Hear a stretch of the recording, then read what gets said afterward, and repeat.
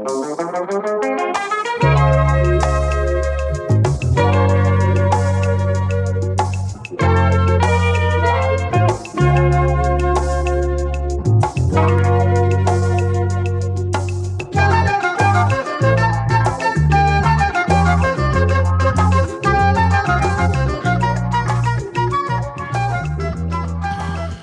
and welcome to the show. Here we are. It's March.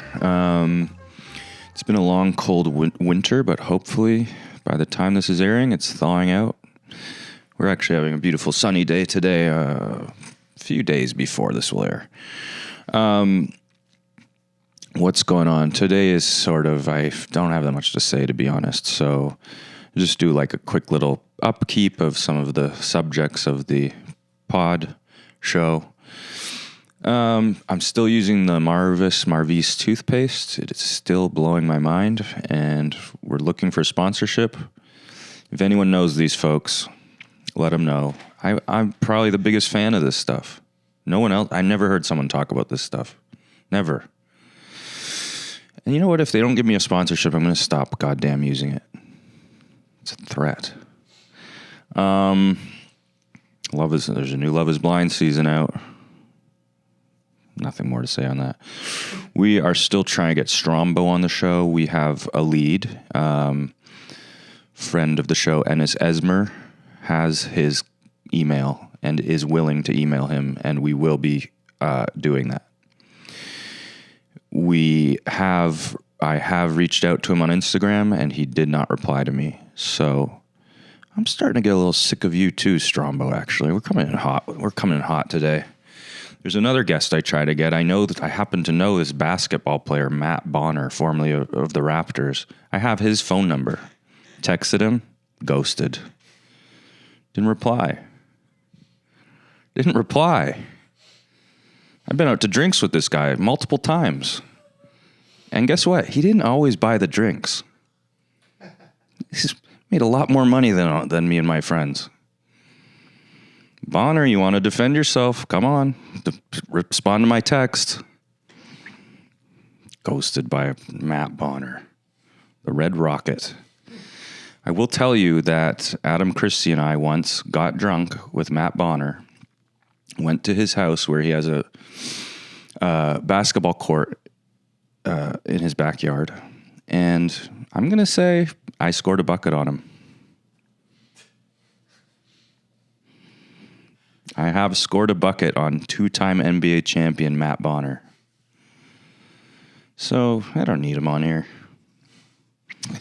We're very excited about our guest today.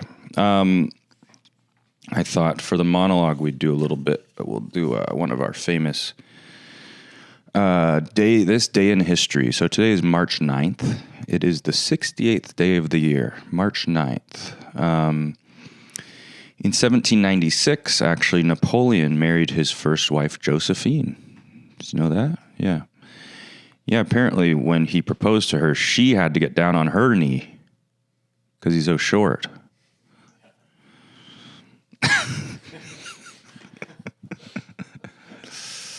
I tried some other kind of wording, like he had to get down on his feet. It didn't really work. In 1959... the Barbie doll debuted. You believe that? 1959. And just 64 years later, a cinematic masterpiece was made. I'm still mad about that piece of shit movie. I feel like everybody had to pretend it was good for a while. Because it had 30-year-old feminism in it. Don't even get me started on the Barbie doll movie. Feisty today. This latte I had. I don't usually drink this stuff. I'm having a chemical reaction. In 2020, recent news, the Italian Prime Minister announced the first lockdown of COVID. That was the first place they did it. Yeah, big news for people that think saying soft pants is a great joke. Or no, when they say hard pants. I'm not wearing my hard pants. Yeah, that's what I was going for. Bow Wow was born on this day in 1987. Rapper Bow Wow. 1987, wow. I remember when he was just Lil.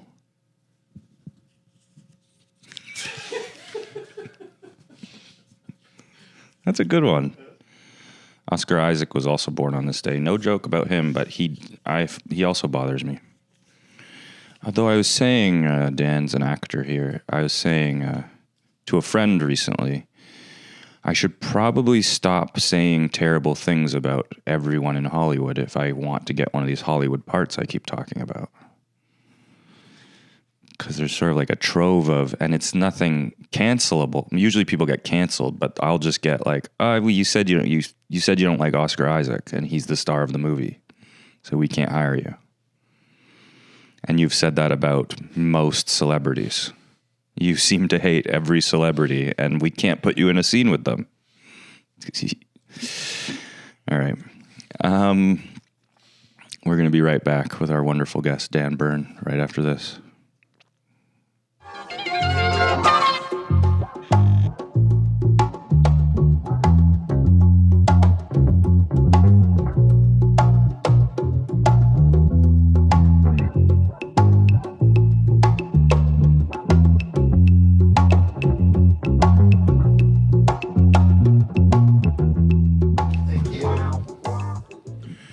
My guest tonight is a prolific and terrific actor who you may have seen in things like Fargo, the TV show, Ginny and Georgia, or the film he starred in, Paying for It. It's Dan Beirne, everyone. Hi. Hi, Dan. Hey, prolific and terrific.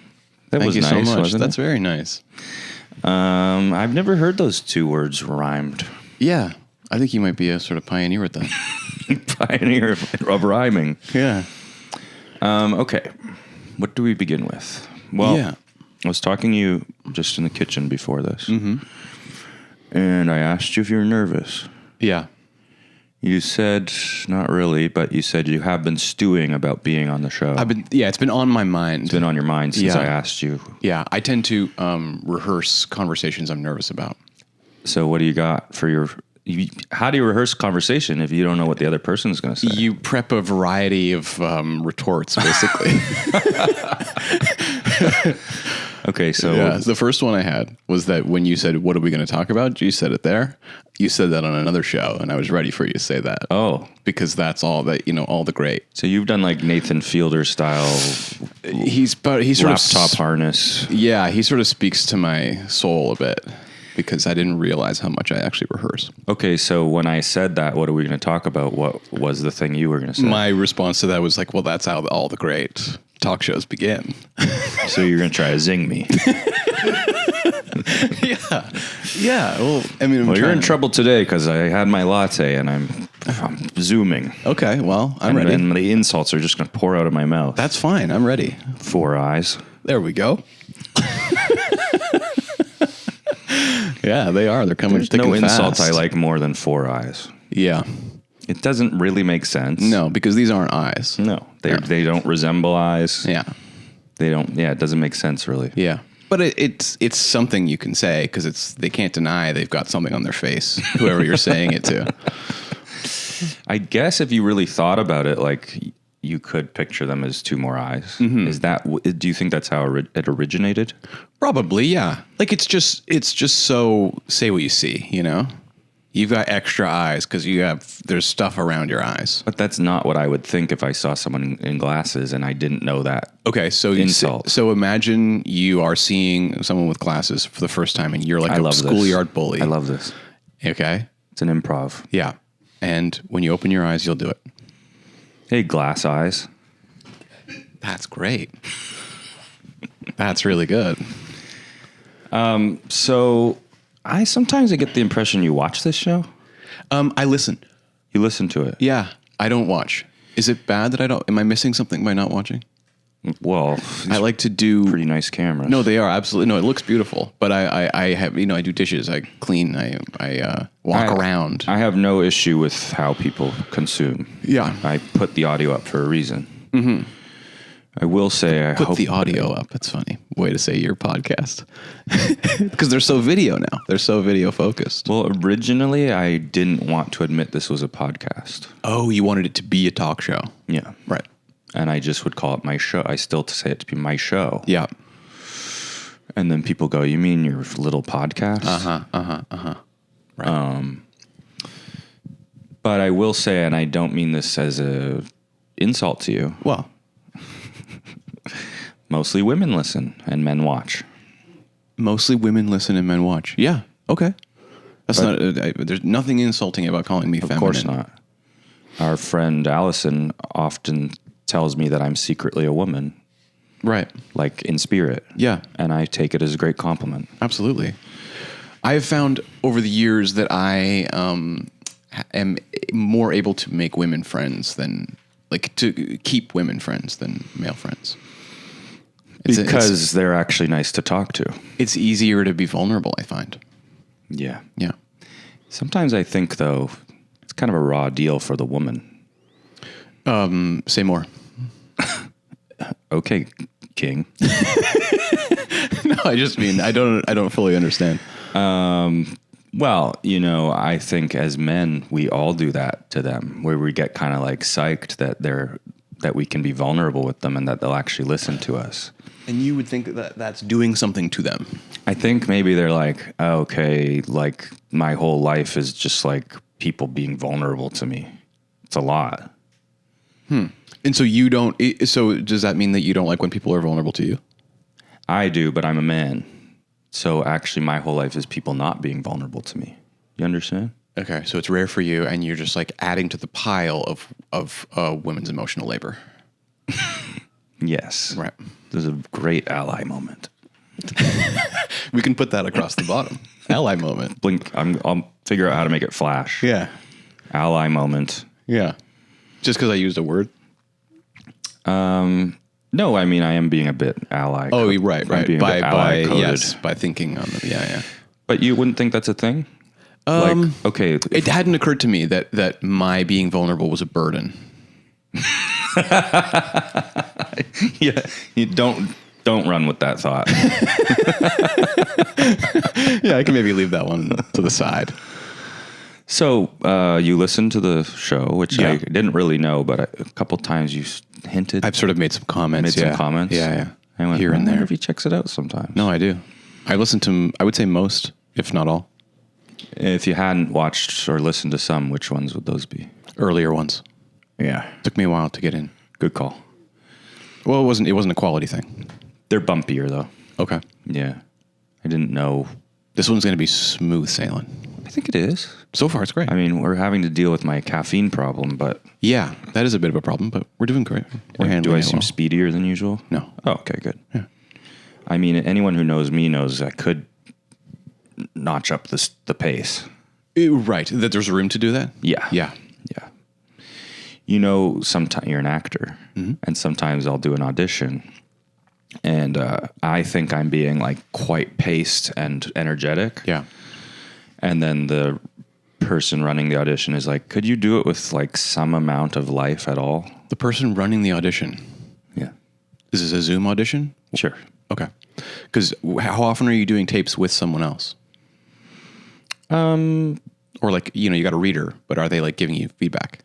I tell my readers never to give me feedback, Okay. and I book no roles. Okay. Moving on. Okay, so the point of you listening to the show, and what kind of takeaways have you discovered? Takeaways? Yeah. Well, I mean, I guess I sort of look forward to the bits that come back and like sort of updating on them. So I was very interested to hear that there's been progress on the Strombo front, for instance. Right. Little moments that because that's kind of like life. Like you have like little updates on things, and that sort of fosters what I think you've talked about before, the parasocial relationship. Oh, right. Because then your life kind of melds with my life, where I'm like, oh yeah, I'm doing this, and what's the update on Tom's situation? So maybe I need more of that stuff. I mean, you have a good amount, but Okay. but that is what I respond to. There's the Army Hammer, of course, was the first campaign. Yeah. And I essentially got tired of it. Right. Well, because it's pretty difficult. It was more of a gag. Right. The Strombo's more real. Like, I'm quite sure Strombo will be sitting there at some point. Mm-hmm. If I don't alienate him. I would recommend you don't start with what should we talk about. With Strombo, I'm just saying. Did I say that? You said it to Quiz Daddy, and you said it to me. Oh, maybe I say it to people I'm really comfortable with. Oh, maybe. Yeah, you'd be on edge with Strombo for sure. Or maybe it's the eyes. He really has a stare. Don't you find? I know. Yeah. And he does the lean. He has the lean. He gets intense. So my plan is, if he comes on, is to do the whole thing like this. Oh, to do it in advance of him, so he can't do it to you? Because otherwise you just be nose to nose. Be kissing. I believe, I've said this on the show recently, I believe Strombo's a very nice man. I think so too. Have you met him? Yeah. I met him and he did this. He leaned in close and he said, "I've been watching you." And I knew what he meant. This was my story about him too. That I met him like years ago before I was the big star I am now. And yeah. And I introduced myself and he's like, "I know." Yeah. And I was like, "No, you don't." You definitely don't. I mean, I think he did. I think he was being truthful when he said it to me. Oh, yeah, probably to you. But in movies and stuff. But I think he's a nice guy. And I was speaking to Sharjal a couple weeks ago that I appreciate that kind of niceness, even if it's not entirely genuine. But you've been a stand-up in the scene for a long time. Maybe he did. At the time, I hadn't been, and I was even more irrelevant than I am. Okay. Than I am now. Okay. Yeah. Anyway, enough about Strombo. So yeah, there was the Army Hammy, the Strombo. Yeah, the Hammy. The Arkels. The Arkels guy is a new kind of one that I haven't really had the... We're sort of circling it. I haven't had the energy for it. Maybe maybe this show needs like an enemy, like a sort of more... He's supposed to be... He's the enemy? Yeah. Okay. Because he hasn't really done anything to you. He has. Oh. His presence. Okay. Okay, his presence, yeah. When I see him out on the street, which I see him once a week. What about this? Yeah. A competitive show. A show that you feel like you must destroy in a way. Right. I try to get that going with like the Jay Moore podcast. Yeah, okay.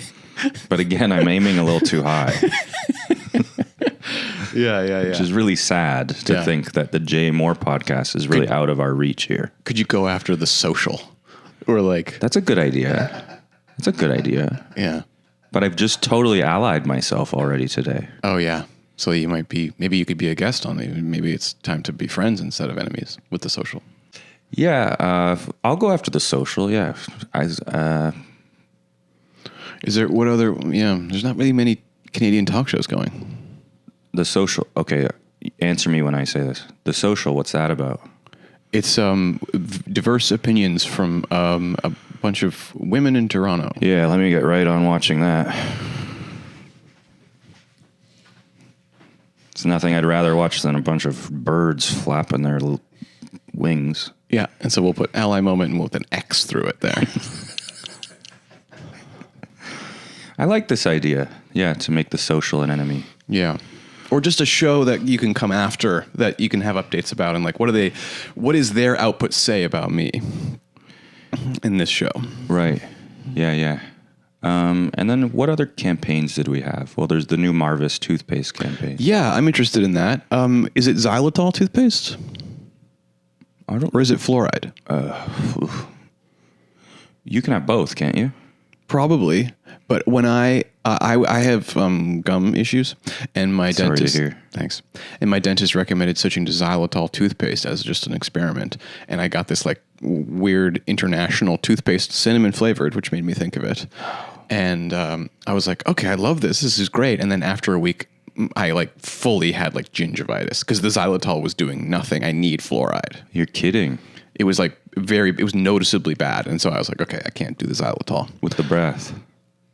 Breath? Oh, gingivitis. Gingivitis, like I had swollen gums. Oh. And I was like, oh, this is like not cleaning my teeth properly. Whoa. So far, my mouth seems fine after like a month of the Marvis. That's good. A month of Marvis. My month with Marvis. Yeah. I would love to get a sponsorship with them to the point where I could gift each guest a tube of Marvis. Oh, nice. A travel size Marvis would be great. Full size. Full size? Because at the moment, the guests get nothing for being here. Is that true? I brought chips, but okay. Yeah, so you're at a deficit. We get nothing, yeah. All right. I mean, I supply them with booze if that's happening. But If that's happening. well, I don't like to tell people this, but it's the daytime right now. Oh, no, it's an evening chat. That's what it feels like. But yeah. Just to let them in on why there's no alcohol happening. And you're not a big drinker anyway. I'm not a big drinker, yeah. Yeah. I've had one drink since Halloween, but I'm not going to do a whole sober thing because I know how you feel about that. That's another campaign. What's the significance of Halloween? Is that when you had the drink? No, that was my last drink. I was like, oh, it's Halloween. Party time. And then I was like, I feel bad again. I'm going to take a little break. And then I just kept the break going. So you felt bad from the one drink? No, I think I had 2 or whatever, but I just had one drink at Christmas. You know what I mean? I've had one drink in the interim between Halloween and now. That's what I meant. You only drink on holidays. Apparently. One per holiday, and it sends you over the edge. Yeah. Good thing you didn't have one on Valentine. No, it's very good. This does actually lead me to something I wanted to talk to you about. Yeah. Which is not a confrontation whatsoever. Okay. No, I'm just... Okay. You are a person I've known for a long time. Mm-hmm. And I find that I project off of you bad feelings about myself. Project off of me. You think that I have bad feelings about you? No. No, I didn't mean it that way. The way you are, because you're very sort of disciplined, good at doing work, good at not drinking, good at going home, makes me feel like an out-of-control freak. I see. Okay. And you want me to address that? Well, do you see me that way? As an out-of-control freak? Yeah. No. Oh, great. Yeah. Okay. Not at all. I guess that's what I meant by the projection. Is I usually feel like Dan must think I'm an out-of-control freak. You think I'm judging you? Yeah, but I think I was pretty aware that you weren't. Right. So there's But that's tension. why I kind of thought it was a projection I was having. And also to do with the work piece of like how disciplined you are and like what you were talking about practicing even conversations. Right. Yeah. And here I am with my own talk show. I literally should have practiced what I was going to say, and I didn't. Right. I do have notes. I saw them. I will say that I don't feel super disciplined about work. You don't? No. And I think that I understand that people think that about me, and I just allow them to think it. It must be true, though. Like, because there's this show in Toronto, a comedy show called Rap Battles, where comedians go and do funny little raps. Yeah, I mean, it used to be a show, but yeah. Right. And I would essentially just write like 2 rhyming sentences, and that would be my rap. Yeah, you'd be like, terrific, prolific. We're good to go. Yes. Yeah. And you'd show up like bloody Eminem. Right. And I would go, well, Dan must have practiced a lot for this, rehearsed. And of course, he's reaping the benefits of everyone being quite impressed and amazed. And then they see me and they go, he just wrote 2 sentences that rhyme. And I will say that doesn't feel like discipline to me. It feels like fear.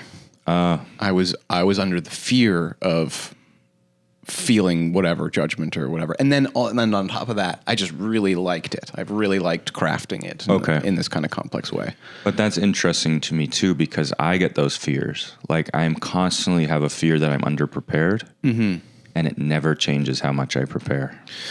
But I think with your performance, like with stand-up, it's like you are at such a level where your preparation is now apt, where your unpreparedness leads to riffing and playing around and like Sure. that ends up being the thing. But I've even had big, when I filmed my special, there was like 3 months before I knew I was going to be taping it. And I was like, well, every day I will work to make this perfect. And I didn't. How much did you work? How short of it did you fall? Pretty short. I mean, I did like attempt it many times. Yeah. But it's like with this show too. I was like, I'll have like cold sweats. Like, oh God, I'm not gonna have anything to talk to the person about. Oh God, it's gonna be weird. It's gonna be bad. Yeah. I'm gonna come off bad. It's not gonna be interesting. They're gonna think I didn't do my homework, et cetera, et cetera. But I still keep ending up there.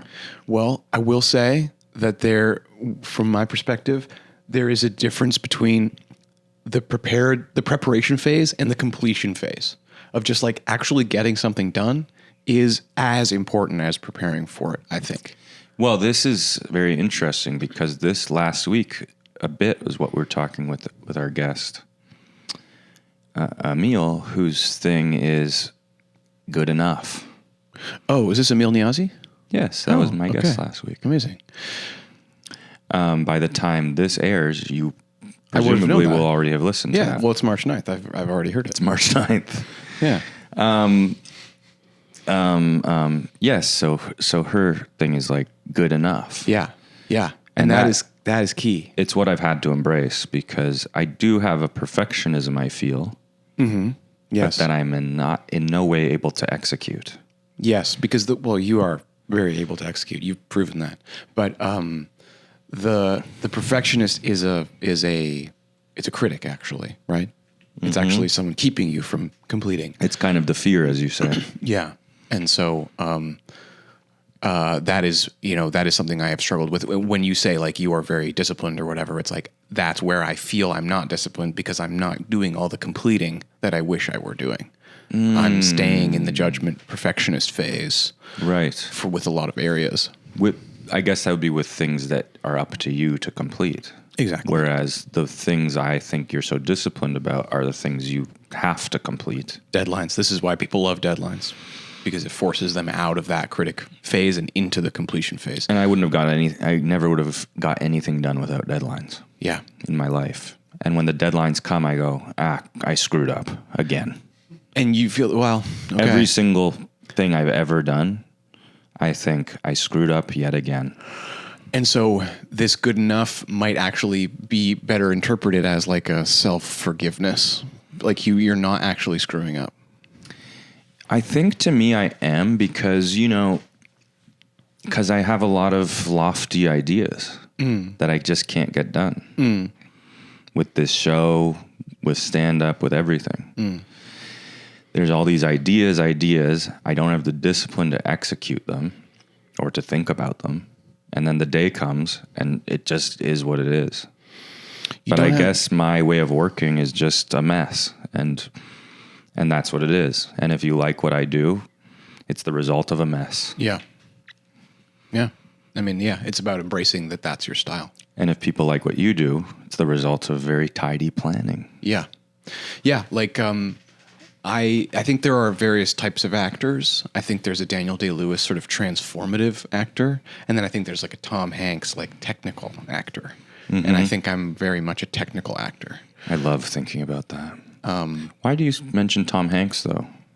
Well, he tries to be transformative. So maybe he's not right, but maybe like John Cusack or something, where it's someone who's kind of doing a similar thing every time. So it's like mannerisms or whatever, like ways of saying things that he knows are going to be interesting or funny or cool or good.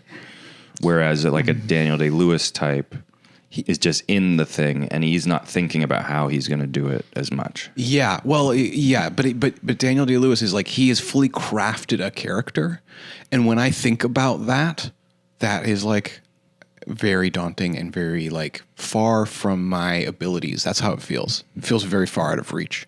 And so I've done like classes that are about character creation, etc. And like there are ways of technically putting those things in, but they're not the like, you're lost in the role and he went out drinking all night and he's that Gangs of New York character. Like he just is until we stop rolling or until we stop filming. Mm-hmm.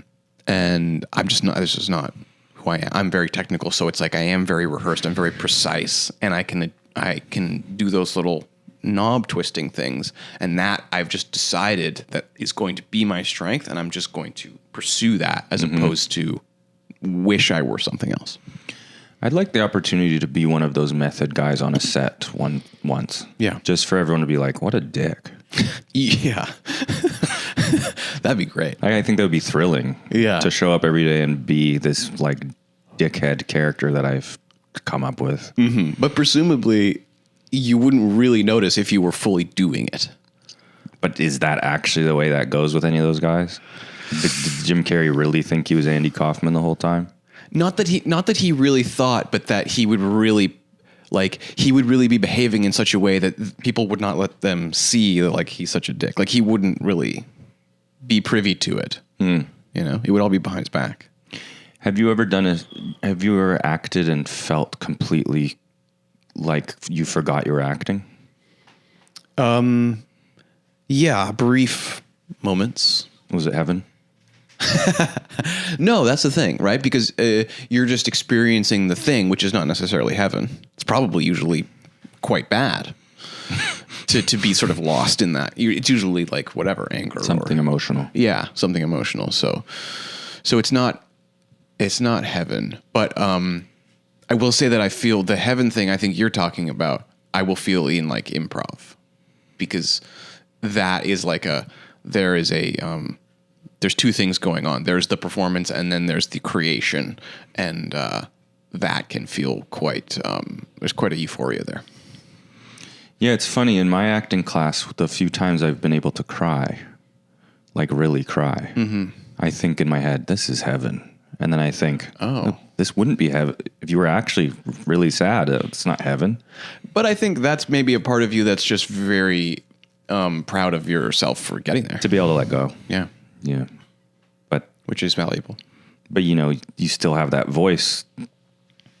You do have that voice. Never mind. They're all within you. Speaking of acting, you recently did full frontal nudity. I did. Yeah. Do you want it here too? That would be something. No, I actually wanted to bring this up actually sensitively and kindly. Oh, okay. I'm ready. Because I watched your film. I very much paying for it, available on Crave now. Yes, and I very much enjoyed your performance. Thank you. And I was proud of you for carrying an entire movie. Oh, thank you very much. And literally putting everyone else on your back. No, I'm just kidding. I'm kidding. I know. I shared it was a co-lead with Emily Lay. But then when I saw that you did full frontal nudity, I thought... Which isn't long into the movie, but yeah. Yeah, I didn't watch it all. Oh, okay. Sorry. No, I did. I thought, that's brave. Oh, okay. And nice that you took something so seriously. I mean, I guess you maybe had no choice, but... It's not about choice. It was about the book. So when I found out I could audition, I read the book and I was like, okay, well, obviously this needs that. Was the audition just standing there with your pants off? Yeah. Turn around. No, but I was proud of you. You know, I'm proud of people when they do sort of serious actor things, and I find that I find that to be a serious actor thing. Okay. Yeah. Thanks. Like, there it is. You did it. Yeah. And how did that feel? Yeah, it's definitely unnerving. But you just got to do it. Yeah, it did feel like I kind of gave myself no choice. It was like, yeah, this is happening, so whenever it's going to happen, it's going to happen. And how many sort of crew grunts are around? Do they close the set? They close the set, but a closed set still has, bunch of 5 or 6 people in the room. Bunch of grunting guys.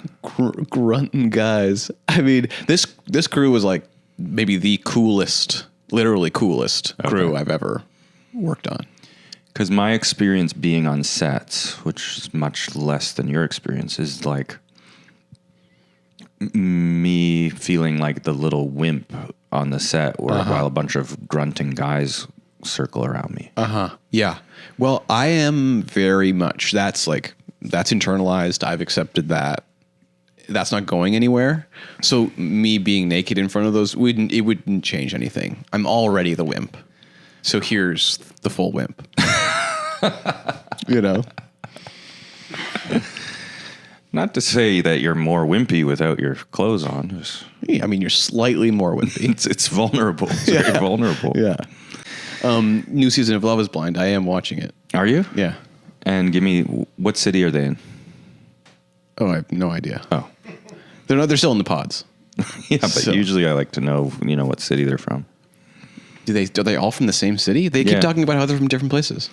Usually they pick like Denver. And then it's like general Denver locals? Yeah. Anyway, don't worry about that. Okay. I've been trying a joke on stage that doesn't go that well, but it's like basically the funny thing to me, I can't do a joke. The funny thing to me is that they always describe it as like a social experiment. Yeah. And I'm like, I feel like we've gotten all the data we need out of that one. That's right. I feel like we can confirm the big takeaway. Yeah, it's... People don't like having sex with people they find ugly. We don't conduct experiments multiple times in a row. Yeah. And I would say by now, no, love is not blind. Yeah. After like the 40th when you look of disappointment when the people meet. Yeah. And they're like, oh. If your experiment has a consistent 10% success rate, love is not blind. No, I love you still, I swear. Yeah. I do enjoy watching that piece of shit. There is that moment when they see each other and they connect, and you can just literally feel like whatever pheromones or like just crazy brain chemicals going on between them, and you can tell right away whether it's going to last. Yes, and even the ones where they're like, yeah, I was a little surprised what he looked like, but I really still love him, obviously. Like, he's my soulmate, and let's go on this trip. It was never about that, and And then they go on the trip, and they, like, force sex for a little while, and then, 10 days later, they're like, yeah, it just wasn't the same as in the pods. You're like, because you were picturing someone hot. That's right. And now the snoring bothers you because... he's not as hot. Because he's not hot. Yeah. Yeah. I like everyone I know to be hot. Not even intimate lovers. You would prefer, or that is true for you? It's true. I find all of my friends and acquaintances really hot. Super hot, yeah. Yeah. Yeah, me too. And I could marry any one of them. Yeah, I could easily go on a Mexican vacation with any of them at any time. And all of my friends and acquaintances. Yeah. And they won't even have a choice. No. I don't know what I'm on about. It's the coffee. Here's something funny. Mm-hmm. One time, a long time ago, I asked you to write a movie with me. Did you? Yeah, and I told you that I wanted it to be like Annie Hall.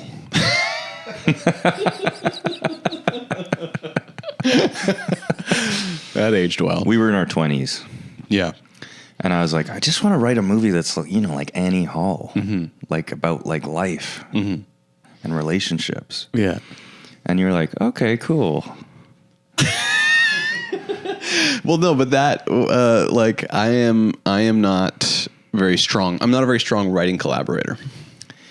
Yeah. I get very judgmental of myself. So I found out. Yeah.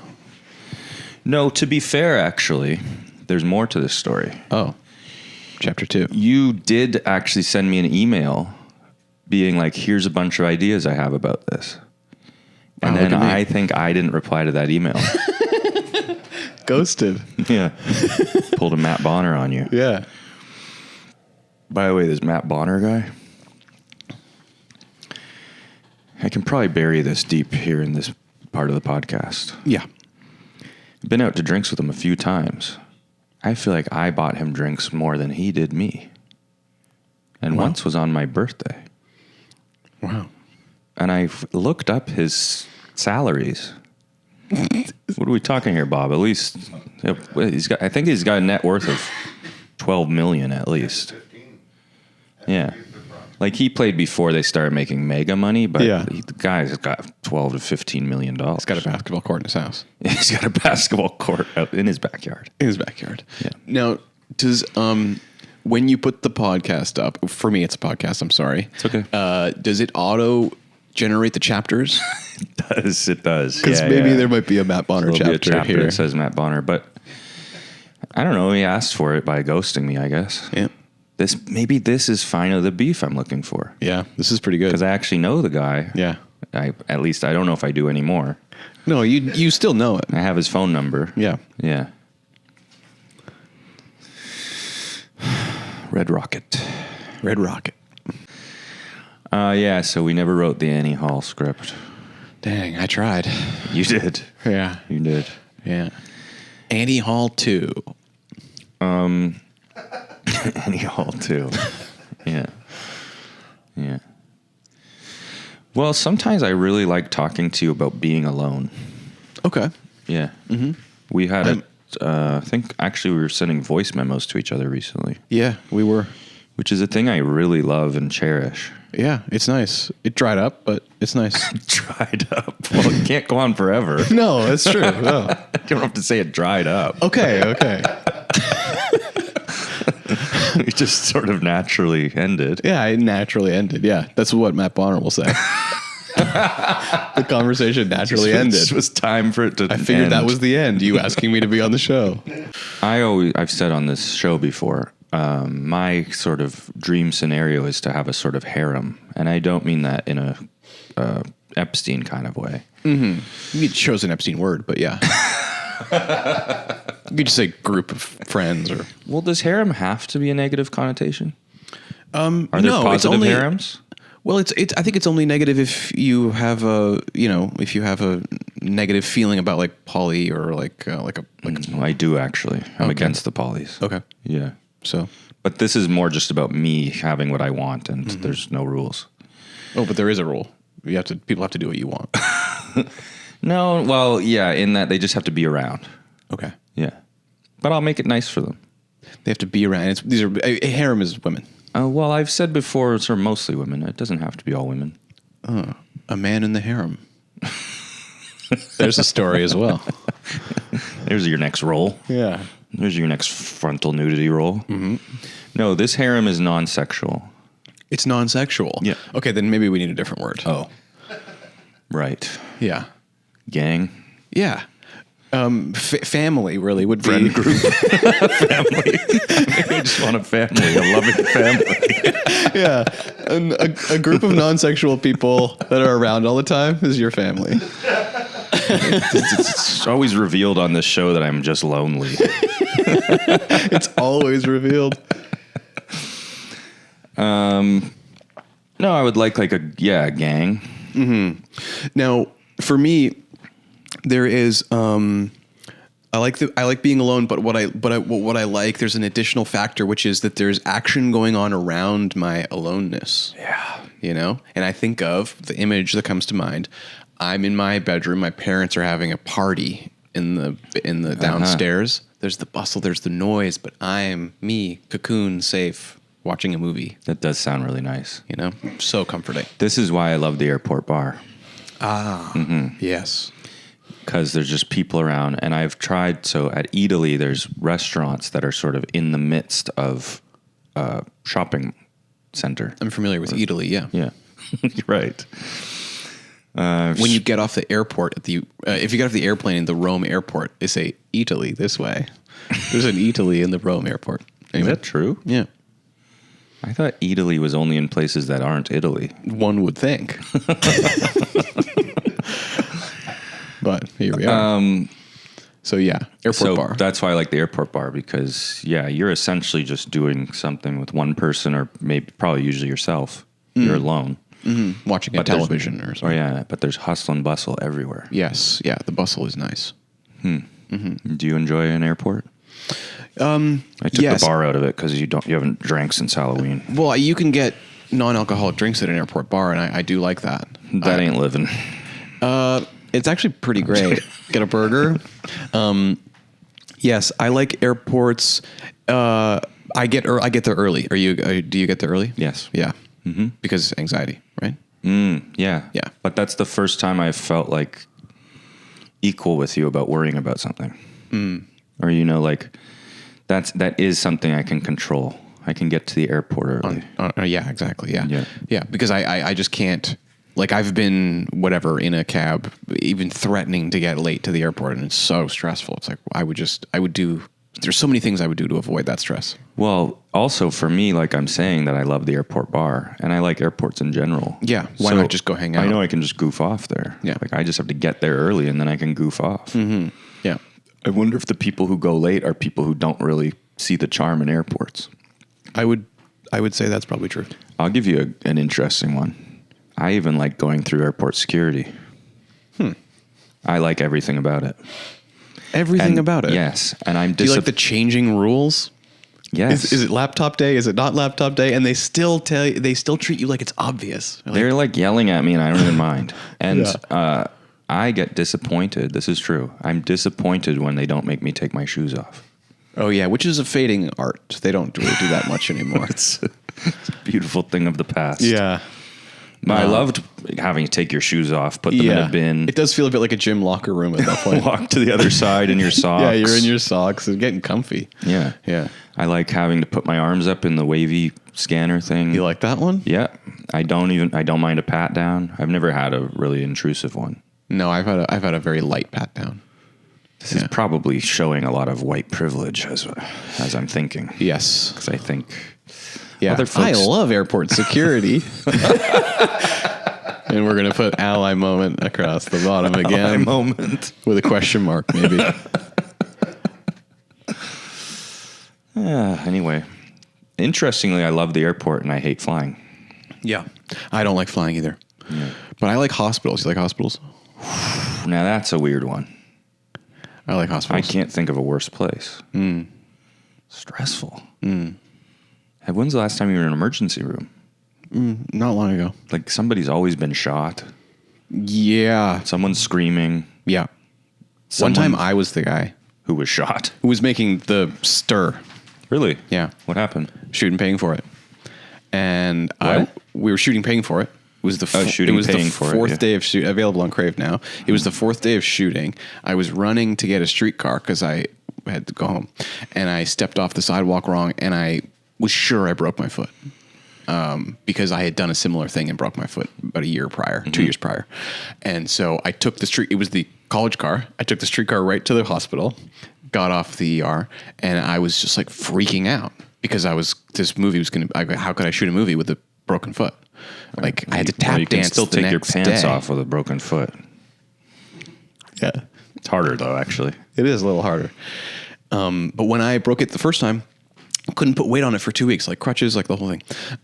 So I was the guy. I was like fully like crying loudly. Really? At like 12:30 in the ER. I was there till 6 a.m. I had to shoot the next day. I had to tap. There was a tap dancing scene that they had to cut. Oh. I did tap dancing in my stand-up special on Crave TV. Oh, yeah. I saw it.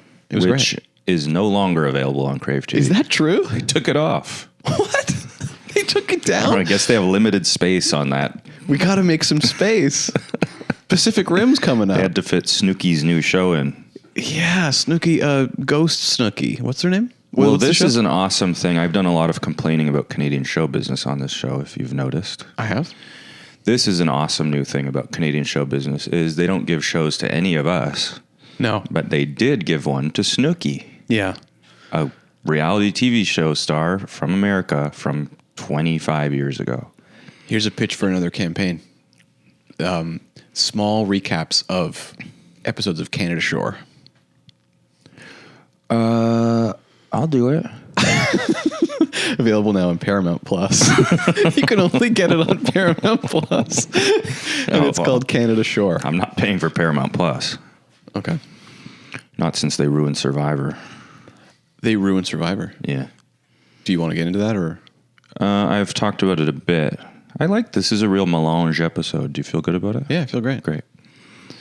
We're just flowing. Yeah, it is flowing. And it's like heaven. And the flow always stops once I bring it up. I've talked about this briefly that they've ruined Survivor. Basically, Jeff Probst. He made it too much about sob stories, you said? Yeah, it's he wants to be feel good. I think he got really scared of not keeping up with the times. Like he used to start every challenge by saying, "Come on in, guys." And then in one of the seasons, he was like, "I've got to ask you guys this: should I drop guys?" And they were like, "Yes." They all said yes. They all said yes. Yes, Jeff. Finally, Jeff. So he says, "Come in, Survivors." I think he just says, "Come on in." Huh. Yeah. So I guess if I were to really say, it's just So that's when it got went downhill. wokeified. Yeah. Ever since but guys no. left. I can't watch it without the word It guys. sucks. No, but it speaks to something in his mind where, when people are just too scared of that stuff, and then and now he wants to make it all feel good, and there aren't really villains anymore. And there are all these sob stories. They never used to cut to the sob story thing. And now they do. They'll cut to like pictures of dead family members. Oh, wow. Not even during letters from family, just like in the middle of the show.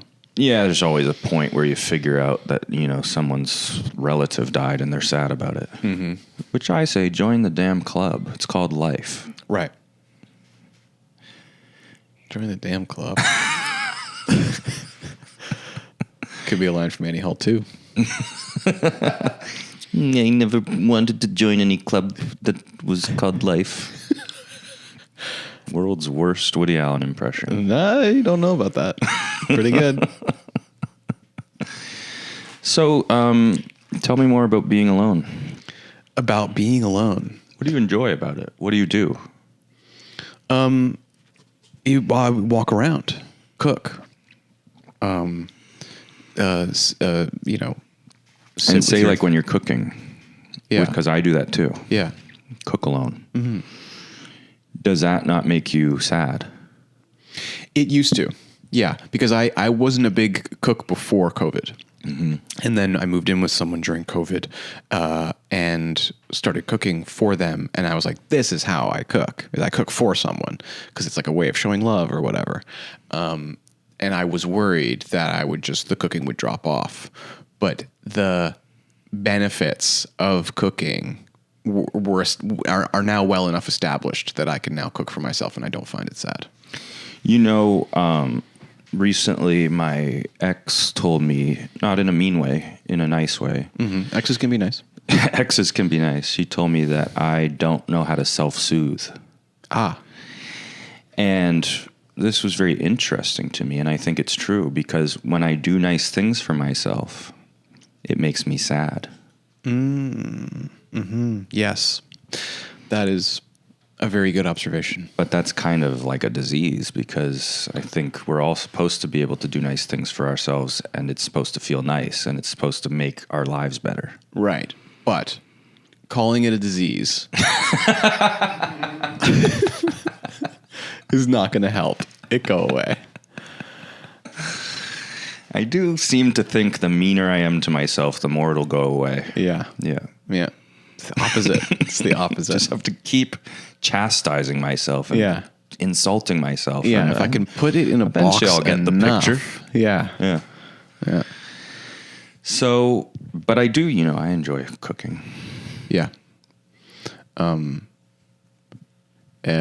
what else do I do alone? I mean, like, people have asked me this. You game.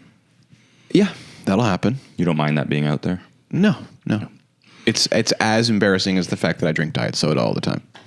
Which you put in a glass so that people wouldn't see. So that they wouldn't see the said it. Diet Pepsi logo, but there it is. Does it feel good to, say the truth? Yeah. It does actually. Yeah. Yeah. Because I think that part of me that that was ashamed of those things, I'm just judging and hating that part. That's a funny one too. I think that one is very much like a lot of people's ones, like the diet soda thing. Mm-hmm. Something that's very embarrassing to you, but actually nobody else would care about at all. Mm-hmm. Whereas there are other ones that people would be like, eh. This is I've done some work on self-soothing, and can I give you a little exercise? And it's very like, I won't do it, but go ahead. Okay. It's very common sense, whatever, but it's just, if you really do it, it has helped. you take the feelings about yourself and you put them outside and you say, what if this were a friend telling me this? Yeah, I've heard that one. And how would you comfort them in this I'm moment? Classically really mean to my friends too.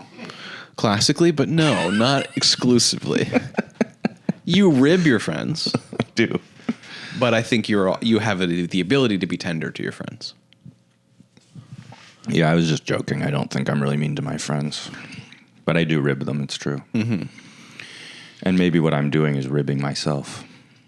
But no, I'm being very mean. Anyway, as a listener to the podcast, do you like when it goes to these kind of places? Because I'm always a little uncomfortable with it. Okay. I didn't know you were uncomfortable with it because it goes there so often. I know, because I'm just trying to be honest with what I find interesting. Yeah. And that is, I find this stuff very interesting. But I also am a big stay in your lane guy. Okay. And what's your lane? Comedy. Okay. Okay. So as a comedian, sometimes I feel guilty about talking about real stuff. Uh-huh. Or uncomfortable or something. Right. What if? But sometimes it's funny too, like the jokes come into it too, don't they? Yeah. Okay. Yeah. You really tried to make a joke about ribbing your friends and I wouldn't allow it. But it's your fault. Yeah, I'm colluding for sure. But what if your lane is humanity? Yeah, I mean, typically I don't think people would have thought that about me. But maybe a lane can change, but then that kind of actually goes against stay in your lane. But I've been thinking about something recently because there's been some comedians and stuff who put out like music, non-comedic music. You're talking about Tim Heidecker. I wasn't, but even people I know I was talking about. Okay. But yes, Heidecker too. Okay. Actually, I'm going to leave him out of this because it's going to go against the point I was going to say. Oh, okay. Sorry. I know some people who put out music who are comedians, and I have that reaction right away, like, stay in your lane. And I'm kind of like, that's a little embarrassing for you. Mm-hmm. But when I think about it, it's actually like, we don't really, as comedians, get anything here. So to be really serious about your lane is sort of ridiculous. Like, I think at some point, once you're bereft of opportunity, you would start to go like, well, why don't I just do whatever I want then? Right. Well, this is the Kevin O'Leary shut up and sing argument. Do you know what I mean? Well, I'm a big fan of his. Like, yeah, you just can't, your lane can't be that specific, I don't think. But sometimes I think it should be. Like when I think of like Norm Macdonald. Okay, let's think about Norm Macdonald. The GOAT, you might say. Sure. He was just sort of like always funny and making jokes. And I don't think liked to be very serious very often. Yeah. Or like think about Seinfeld. Not the man, the show. The show, okay. Yeah. The show classically never went into sentimentality. Yeah. And that, I think, was a great thing. Okay. Like, because then, fast forward to The American Office. Mm-hmm. And here we are. And it's like really funny. And then there's a whole episode where there's a baby being had and everyone's crying. And then you get to Ted Lasso and you're just lost. Yes. And it's a slippery slope once you've gotten to Ted Lasso. Mm-hmm. Yeah. You're falling off the cliff by that point. You're making me want to fall off the cliff. Yeah. There we go. Back to the jokes. So, I'm allowed to make jokes. No, this is what I'm saying. You want to. Okay. But yeah, so then I would say that maybe you have yet to have the first episode of the Tom Henry Show. Because you don't have a single episode that is all jokes. I know, but this is what I'm struggling with. Okay. Because I actually also just don't think I could talk for this long and do only jokes. I don't really actually This is why I don't like when people do that in conversation. So, this is why Norm Macdonald's the GOAT, because he had this ability to have this conversation go, but then he would just crack it with one every minute and a half. This is why I'm once again failing. No, you're not failing. Flailing You're and- achieving something. Flailing and failing. There we go. We end with another rhyme. But I do find that stuff interesting. Yeah, and that I think is what makes it listenable, is that you find it interesting. Meaning that other people don't. No, meaning that that's what's compelling about the conversation, is that you're interested in it. If you were Jimmy Fallon and you were just like, what else is coming up? Can I tell you something? Please. I respect Jimmy Fallon. Say more. Up until when he started having that show about marketing. What show about marketing? He has some new show where like people compete to get to market for brands. Really? Yeah. He has 2 shows? Yeah. That's crazy. Yeah. But, when people used to put Jimmy Fallon down all the time, Yeah. I would be like, it's pretty funny. Well, that was going to be when I was rehearsing this show on the way over. One of my things was maybe you could have more games, and that made me think of Fallon. Yeah. I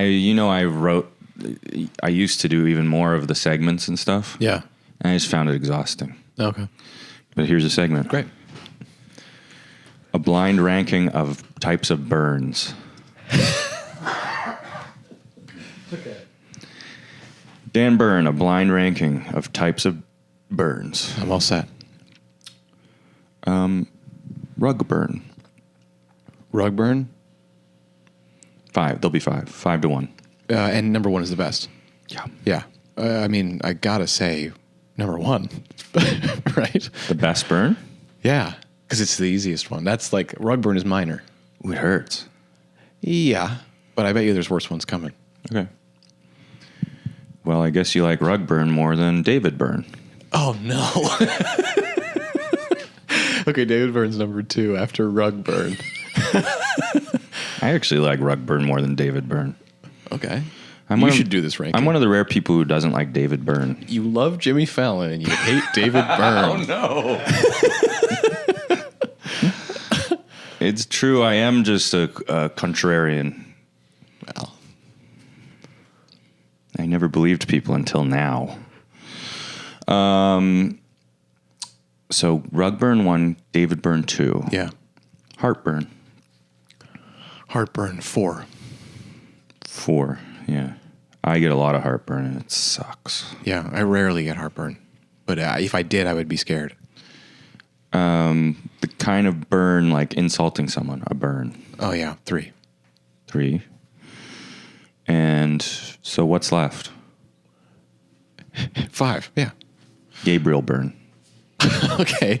I mean, I like Gabriel Byrne. Less than all those things, apparently. That sucks. Worse than heartburn.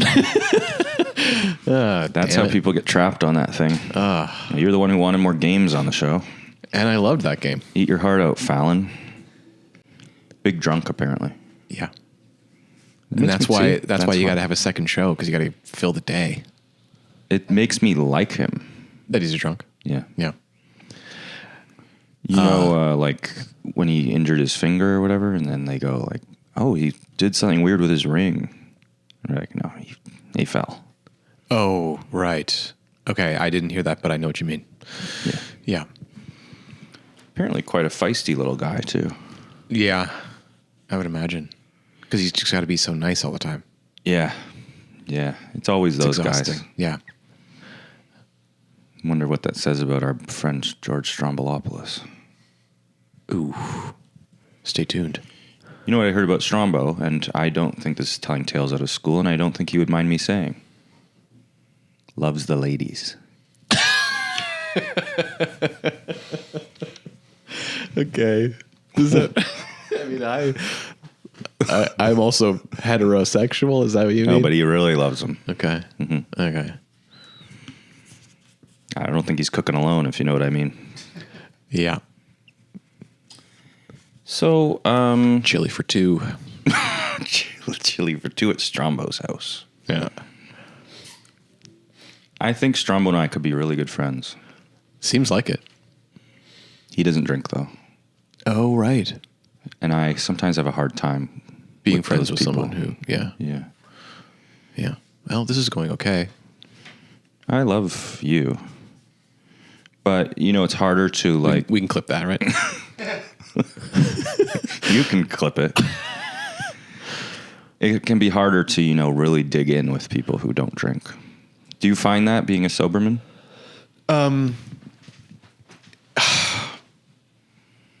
No. Like those really fun conversations where you're really both just getting down to it. I think that because I was never a huge drinker, I wasn't having those that you're talking about ever. Yeah. So I'm not missing them so much. And the ones that I was having feel like enough for me. And I'm still having them. And you do actually, for a soberman, have pretty deep conversations, like in our voice texts. Thank you. Yeah. That fizzled out or whatever. Yeah, dried up. Dried out. Yeah. Are you ready for the final questionnaire? Absolutely.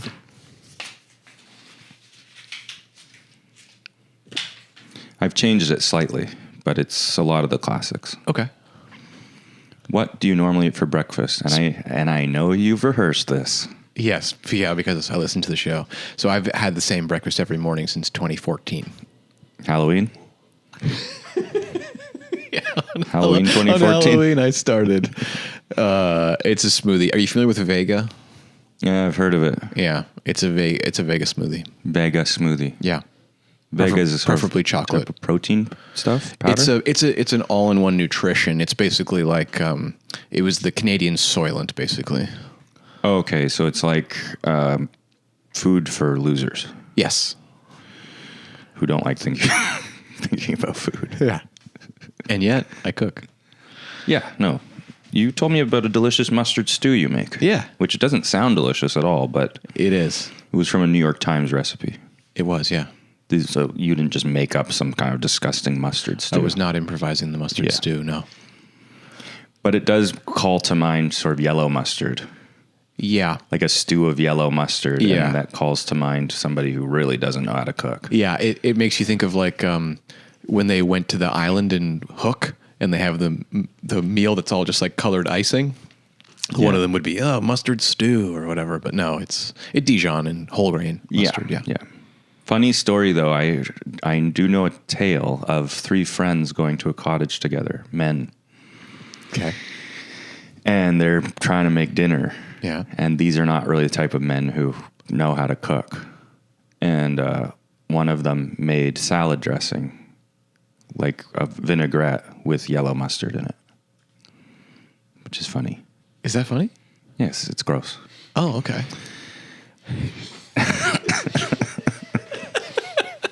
Yeah. No, because often somebody would put a little Dijon mustard in that because it's an emulsifier.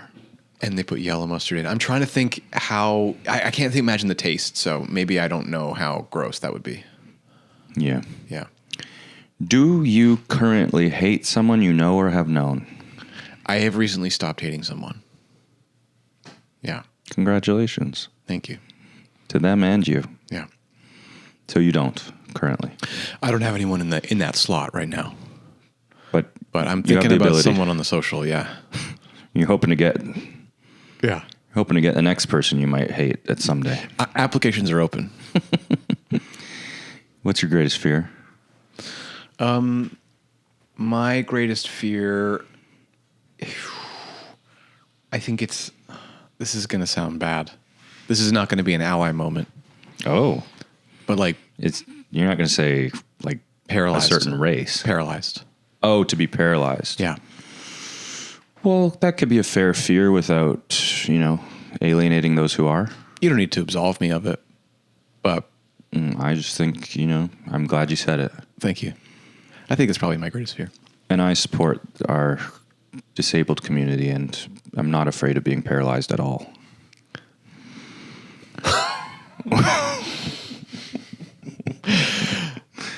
You're a good man. Ally alert. Mm-hmm. What's your favorite sandwich? Favorite sandwich? I love a sandwich.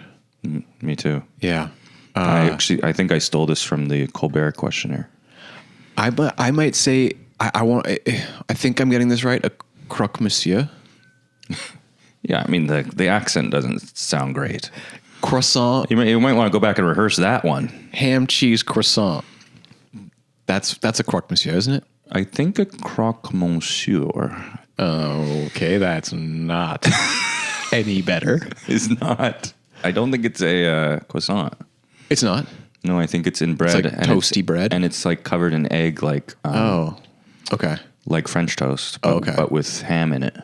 It is a delicious sandwich. Okay, but then I'm not thinking of it. I'm thinking of just a croissant sandwich with ham and cheese. Sounds delicious. Simple, yeah. I believe there are two types of people in the world, sad and happy in essence. Which are you? Sad. I could have seen you go the other way. Oh, yeah? Yeah. What's something you like about yourself? I like that I'm trying. Wow, that's a good one. Yeah, that's a good one. I should try that. What's something you don't like about yourself?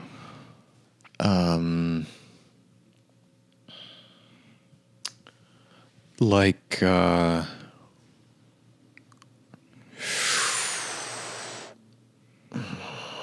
thought you rehearsed these. yeah, I did. This one hasn't come up in a while. I'll say that. I thought it was sort of leaving, though. Threw you off. Yeah. Something I don't like about myself. I don't know. Might be getting old. I don't know. I'll say that. Getting old? It's not actually the real thing, but it's like good enough. It's a good placeholder answer. Sounds a little ageist to me. Yeah, it is. You're a young man. 43. Ugh. Yeah. Have you ever hugged a tree? I think I might have. Yeah. Yeah. And how important do you think lemons are? I think lemons might be like bumblebees, where it's like, oh, they're actually really important, and you don't really understand it. Yeah. Because I don't feel like I understand their importance, but when you ask the question, it makes me think about them going away, and I'm like, well, don't get rid of lemons. Like if that guy put lemon juice instead of yellow mustard in the salad dressing, it would have worked Delicious. out. Delicious. Yeah. Yeah. Yeah, it's a very functional acid. A lemon is like life. A lemon Like is like lemon life. is like the essence of life. Do you feel that way? Yeah, like lemon is like everywhere. It's in everything. It's like our guardian angel, lemon. Wow. And bumblebee. Yeah. Both yellow. Don't get me started on lemon honey. Tea. I would never. Is there a point to any of this? Is there a point to any of this? Unlikely. And that's bad and good. Well, you heard it here first. Is there anything else you wanted to talk about while you were here? You ask me. You ask me the most vague question, and then you act like it's astounding news when I deliver the answer. Well, you heard it here first. I am a scamp. Yeah, proven. Would you say so? That you're a scamp? Yeah. You are a bit of a scamp. I'm scampy. Yeah. I was described once as a rogue. A rogue might be more apt than a scamp. Yeah. I will say that the guy that I used to hate would be very much described as a scamp. Oh, really? Yeah. And you're more of a rogue. Or a rascal? Yeah. Still more rogue than rascal. If we're doing the bracket challenge, it's still advancing. Rogue has a bit of like coolness to it. Yes, it has like a sort of detached, kind of supervisory quality to it. Supervisory? That doesn't sound very cool. Well, like an observer. Oh. I wonder what a rogue is. Yeah. They just don't follow rules. Oh. I do follow rules. Huh. So, not a rogue. Anyway, thank you for being here. Thanks so much. And I think it was a really good, that's a melange episode. Yeah, a melange, a hodgepodge. Hodgepodge. This day in history, this happened.